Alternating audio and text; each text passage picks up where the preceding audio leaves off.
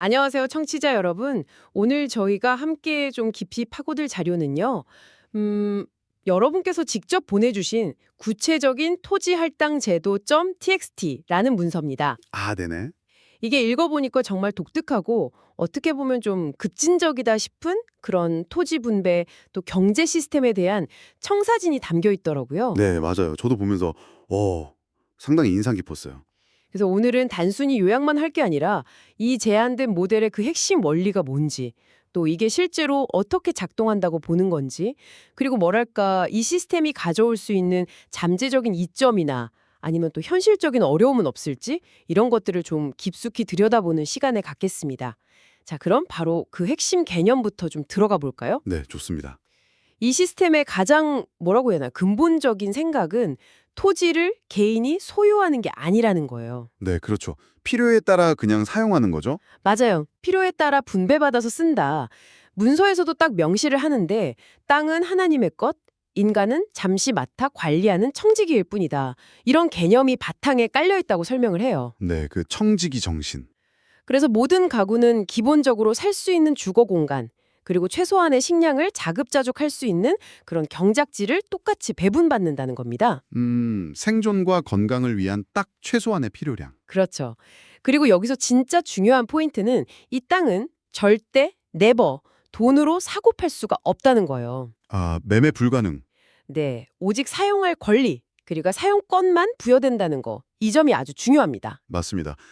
그 철학적 기반 자체가 지금 우리가 사는 방식하고는 정말 근본적으로 다른 거죠. 완전히 다르죠. 말씀하신 그 청지기 정신, 이게 기독교 사상에 아주 깊게 뿌리내린 개념인데 모든 건 결국 신의 것이고 우리는 잠깐 관리할 책임만 있다. 뭐 이런 생각이잖아요. 네네. 근데 여기서 한 걸음 더 나아가서 이 문서는 뭐랄까 예수의 가르침 같은 그런 조건 없는 나눔?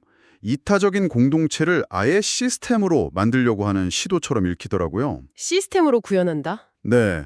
개인의 재산권을 거의 뭐 절대적인 가치로 여기는 현대 자본주의 사회랑은 완전히 다른 패러다임을 제시하는 거죠. 생각해보면 정말 대담한 발상이긴 합니다. 그렇죠. 땅을 소유하지 않고 필요에 따라 쓴다. 이것만 해도 사실 머리가 좀 복잡해지는데 이 시스템은 여기서 한 발 더 나가요. 아, 더 있어요? 네, 화폐, 그러니까 돈 없이 경제가 돌아갈 수 있다고 제안을 합니다. 돈 없이요? 네, 아니 돈 없이 그럼 어떻게 물건을 사고 서비스를 이용하냐? 이 질문이 바로 나오잖아요. 그렇죠. 당장 막막한데요. 여기서 정말 기발하다고 해야 할지 아니면 좀 기이하다고 해야 할지 모를 아이디어가 나옵니다. 바로 거대한 전산화된 물물 교환 시스템이에요. 아, 전산화된 물물 교환. 네, 한번 상상해 보세요. 예를 들어 제가 농사를 지어서 쌀 100kg을 수확했다.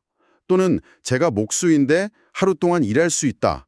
이런 생산물이나 제 노동력을 개인이 알아서 자발적으로 중앙 컴퓨터 시스템에 등록을 하는 거예요. 중앙 시스템에다가요. 네. 그러면 그 가치가 딱 기록이 되고 이 기록된 가치를 이용해서 시스템에 등록된 다른 사람의 물건이나 서비스랑 교환하는 방식인 거죠. 아, 그러니까 내 쌀 100kg 가치만큼 다른 사람이 등록한 옷이나 뭐 농기구를 받는다 이런 식이군요. 그렇죠. 바로 그런 식입니다.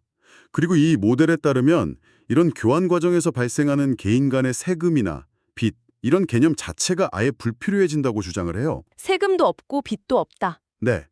모든 거래 기록은 중앙 시스템에 다 남고 기본적인 필요는 아까 말한 그 토지를 통해서 충족이 되니까요. 와, 이게 참 솔깃하면서도 한편으로는 정말로 이게 가능할까 이런 생각이 드는데요. 네, 저도 그 생각이 들더라고요.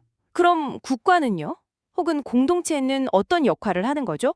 뭐 도로나 통신 같은 공공 서비스는 누가 운영해요? 여기서 또 하나의 독특한 개념이 나옵니다. 바로 자발적 10% 공무수행이라는 거예요. 자발적 10% 공무수행? 네, 공동체 운영에 필요한 노동력이나 자원을 모든 구성원이 자발적으로 자기 가진 것의 10%씩 기여한다는 그런 구상인데요. 10%씩이요? 네, 문서에서는 이 10%의 근거로 작가 윤치호의 말, 인간은 10%의 이성과 90%의 감성으로 이루어져 있다는 말을 인용하더라고요. 아, 윤치호? 네. 약간 인간 본성에 대한 통찰을 시스템 설계에 반영해 보려는 그런 시도로 보입니다. 근데 여기서 흥미로운 지점은 이 10%를 현재 은행 시스템의 부분 지급 준비율 10%와 비교하면서 설명하는 부분이에요. 아, 그 부분 저도 봤어요. 은행이 예금 들어온 거 10%만 남기고 나머지는 대출해주는 그 제도 말씀이시죠? 맞습니다. 바로 그거죠. 문서는 현재 은행의 그 10%는 이기심에 기반한다고 좀 비판적으로 봐요. 이기심 기반이다? 네. 은행이 자기 목 10%는 확실히 챙기고 사실상 남의 돈인 90%를 빌려주면서 이자를 통해 이익을 추구하는 과정 자체가 결국 이기심의 연쇄를 만들어낸다고 보는 거죠. 아, 그런 해석이군요. 반면에 이 제한된 시스템에서의 10%는 이타심에 기반해야 한다. 이렇게 강조를 합니다. 이타심. 각자가 가진 자원, 노동력이든 생산물이든 그것의 90%는 자신을 위해 사용하되 나머지 10%는 아무런 대가 없이 그냥 공동체를 위해 내어놓는 거죠. 일종의 사회 환원 시스템을 상상하는 겁니다. 와, 자발적인 10% 기부 같은 거네요. 그렇죠. 이렇게 모인 10%의 자원으로 통신망 관리라든지 이발소, 공동식당, 아니면 필수 편의시설 같은 것들을 공공 서비스로 운영하고 사람들이 돌아가면서 필요한 공공직무를 자발적으로 수행함으로써 이타심의 연쇄를 만들고자 하는 거죠. 아, 정말 이상적인 그림이긴 합니다. 정말 대단한 발상이네요. 각자의 10%가 모여서 공동체 전체를 움직이는 동력이 된다라. 그렇다면 만약에 어떤 사람이 능력이 아주 뛰어나서 필요한 것보다 훨씬 많이 생산하면 그건 어떻게 되나요? 예를 들어 농사를 진짜 잘 짓는 사람이 있어서 잉여 농산물이 막 쌓이면요. 네, 그 부분에 대한 설계도 있더라고요. 개인이 소비하고 남는 잉여 생산물 있잖아요. 네네. 그건 자동으로 그 중앙 전산 시스템에 등록이 돼서 필요로 하는 다른 사람들에게 분배되도록 그렇게 고안이 되었어요. 아, 자동으로 분배까지. 네, 그냥 개인이 쌓아두는 게 아니라 공동체 안에서 필요한 곳으로 자연스럽게 흘러가게 만드는 거죠. 뭐랄까, 자동화된 나눔 시스템? 이렇게 볼 수 있겠네요. 그리고 더 나아가서 시간이 흐르면서 인구가 변화하거나 환경이 바뀌는 이런 상황 변화에 대응하기 위한 장치도 마련되어 있습니다. 아, 그 리셋 메커니즘 말씀하시는 거죠? 네, 맞습니다. 성경에 나오는 안식년, 7년 주기죠. 그리고 희년, 50년 주기. 이 개념을 좀 차용한 걸로 보이는데 일정 주기로 토지 사용권을 재분배해서 변화하는 인구 구조나 필요에 맞게 시스템을 계속 조정해 나가겠다. 이런 생각인 거죠. 아, 재분배를 주기적으로 한다. 네. 한 사람이 영구적으로 좋은 땅을 독점한다거나 반대로 계속 불리한 조건에만 묶여 있는 걸 방지하려는 그런 의도도 담겨 있겠죠. 끊임없이 시스템의 공정성을 유지하려는 노력의 일환으로 해석할 수 있습니다. 들어보면 들어볼수록 와, 진짜 기존 시스템과는 판이하게 다른 세상인데요. 그럼 이 문서가 주장하는 이런 시스템의 가장 큰 장점들, 이걸 좀 요약해 본다면 뭐가 있을까요? 네. 문서 자체에서 여러 가지 긍정적인 측면들을 제시하고 있는데요. 첫째는 토지 소유권 자체가 없으니까 땅을 이용한 불로소득이나 지대 추구 행위 이런 게 원천적으로 불가능해진다는 점을 꼽습니다. 아, 그쵸. 소유가 아니니까. 네. 둘째는 생산물의 교환이나 분배가 전부 중앙 시스템을 통해 이루어지니까 복잡한 세금 제도가 필요 없어진다고 주장을 해요. 세금 걷는 행정 비용이나 조세 저항 같은 문제들이 싹 사라진다는 거죠. 세금이 없다. 그리고 셋째, 모든 가구에 최소한의 생계 기반, 아까 말한 경작지가 보장되고 또 잉여 생산물은 자동으로 필요한 곳에 분배되니까 극심한 빈곤이나 굶주림이 없는 사회, 즉 경제적 불평등이 크게 완화된 사회를 만들 수 있다고 기대를 합니다. 불평등 완화, 이것도 중요하죠. 마지막으로 이건 좀 철학적인 건데 내 이웃을 내 몸과 같이 사랑하라는 기독교적인 이상이 있잖아요. 네. 이걸 그냥 개인의 도덕성에만 맡기는 게 아니라 사회 시스템 자체에 내재화시킬 수 있는 가능성을 보여준다. 이렇게 강조를 합니다. 불로소득 없고 세금 없고 굶주림 없고 이웃사랑이 시스템화된다. 이야, 정말 듣기에는 거의 유토피아적인 그림인데요. 그렇죠. 이상향이죠. 하지만 세상에 완벽한 시스템이라는 건 없잖아요.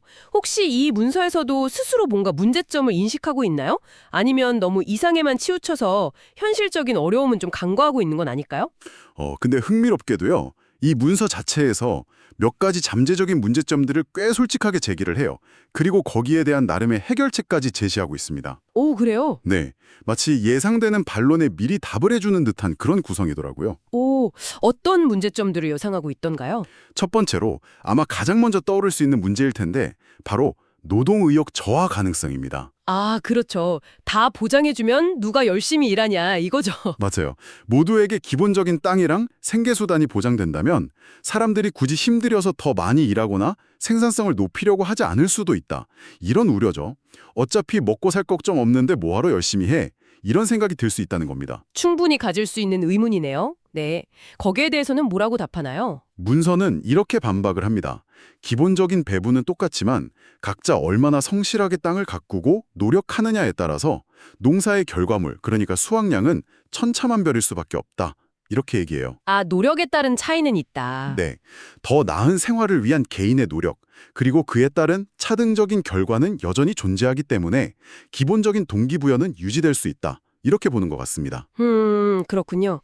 그럼 두 번째 문제는 뭔가요? 바로 그 중앙전산 시스템의 신뢰성, 그리고 안정성 문제입니다. 아, 그 시스템 자체의 문제. 네. 모든 생산, 교환, 분배 정보가 이 시스템 하나에 다 집중이 된다면 이 시스템이 과연 얼마나 투명하고 공정하게 운영되느냐, 이게 공동체 유지의 핵심이 될 거 아니에요. 그렇죠. 만약에 누가 해킹하거나 조작하면 맞아요. 만약 누군가 이 시스템을 해킹하거나 데이터를 조작한다면 시스템 전체가 그냥 마비되고 공동체는 순식간에 붕괴될 위험이 있는 거죠. 와, 디지털 시대에 정말 중요한 문제네요. 해킹이나 내부 조작 위험은 뭐 항상 있는 거니까요. 이 위험에 대한 대비책은 뭐라고 제안하나요? 여기서 다시 한번 성경적인 비유가 등장을 하는데요. 또요? 네, 창세기에 나오는 에덴 동산의 생명나무를 지키는 그룹 찬사들, 그리고 그 불칼날처럼 아까 언급했던 그 자발적 10% 공무수행 인원들이 이 시스템을 관리하고 보호해야 한다고 제안을 합니다. 아, 그 10% 인원들이 시스템 관리까지. 네, 근데 중요한 건 특정 소수가 이 관리 권한을 독점하는 걸 막기 위해서 이 역할을 맡는 사람들이 계속해서 순환되어야 한다는 점을 강조해요. 아, 돌아가면서. 네, 마치 돌아가면서 보초를 사는 것처럼요.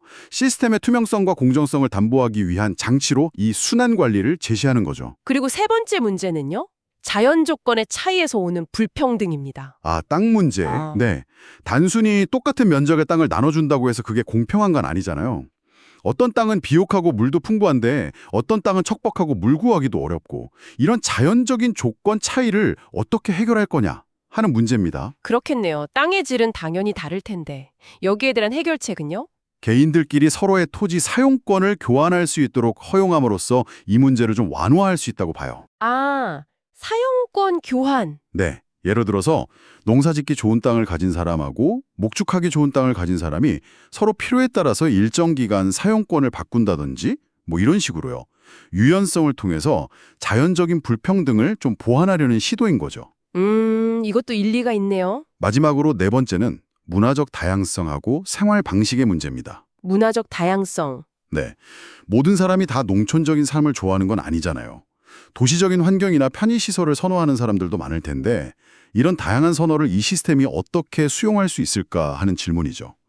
혹시 너무 획일적인 농업 기반 사회를 강요하게 되는 건 아닌가 뭐 이런 걱정도 되고요. 아, 그것도 중요한 지적이네요. 모두가 농부가 될 수는 없을 테니까요. 그쵸? 문서는 오히려 이 시스템이 대도시로 인구가 너무 과도하게 집중되는 현상을 막고 더 분산되고 자율적인 지역 공동체 형태를 유지하는 데 도움이 될 수 있다고 주장을 해요. 오히려요? 네, 각 지역 공동체가 기본적인 자급자족 능력을 갖추게 되니까 특정 중심지에 의존할 필요성이 줄어든다는 그런 논리입니다.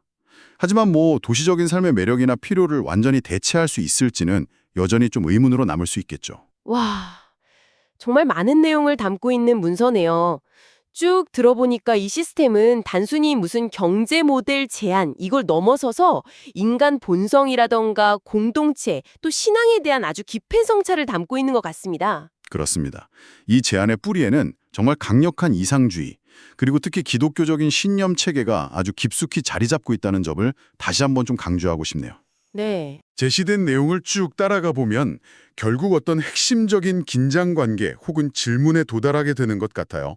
그건 바로 이타주의와 공동체적 공유라는 그런 이상적인 가치에 기반하고 또 디지털 전산 시스템이라는 현대적인 도구로 관리되는 이 모델이 과연 인간 본성의 복잡성, 예를 들면 개인의 동기부여 수준 차이라든지 공정성에 대한 주관적인 인식, 또 상호 신뢰를 형성하는 어려움 같은 것들 있잖아요. 네네, 있죠. 네, 이런 인간 본성의 문제들, 그리고 실제 시스템을 구축하고 운영하는 과정에서 필연적으로 발생할 수밖에 없는 그런 현실적인 난제들을 과연 극복할 수 있느냐 하는 것입니다. 근본적인 질문이네요. 네, 청취자 여러분께서도 아마 이 모델을 통해서 우리가 너무나 당연하게 받아들이는 그 소유라는 개념, 또 현재 경제 시스템이 어떻게 돌아가는지, 그리고 공동체의 진정한 의미는 뭘까? 이런 것에 대해 다시 한번 근본적으로 질문을 던져보는 계기가 될 것 같습니다. 우리에게 익숙한 세상과는 정말 너무나 다른 어떤 대안적인 세상을 상상하게 만드니까요. 네, 오늘 저희가 함께 들여다본 이 문서는 분명 현실과는 좀 거리가 있어 보일 수도 있습니다. 하지만 현재 우리가 겪고 있는 시스템의 문제점들을 아주 날카롭게 지적하면서 완전히 새로운 사회 운영 원리를 상상하게 만드는 그런 힘이 있는 것 같아요. 네, 맞습니다. 마지막으로 이 자료에 담긴 아이디어에서 출발하되 여기서 한 걸음 더 나아가서 생각해 볼 만한 질문을 청취자 여러분께 던져보고 싶습니다. 이 문서는 중앙 전산 시스템의 공정성과 안정성을 지키기 위해서 성경적인 비유까지 동원하면서 10%의 인원이 순환하며 관리하는 방식을 제안했습니다. 네, 순환 관리. 하지만 오늘날 우리가 경험하는 디지털 시스템의 복잡성, 또 정교한 해킹 위협, 그리고 내부자의 악의적인 행동 가능성 같은 걸 고려해 볼 때요. 만약 이런 근본적으로 다른 경제 모델을 실제로 구현하려고 한다면 단순히 관리자의 순환 근무나 어떤 공동체적인 신념에만 의존하는 것 외에 시스템의 공정성을 보장하고 치명적인 붕괴를 막기 위해서 구체적으로 어떤 종류의 현실적인 안전장치들이 추가로 필요하게 될까요? 이 질문을 한번 곱씹어 보시면서 제시된 이상적인 비전의 실질적인 구현 가능성과 그 조건에 대해 좀 더 냉철하게 고민해 보시는 시간이 되기를 바랍니다.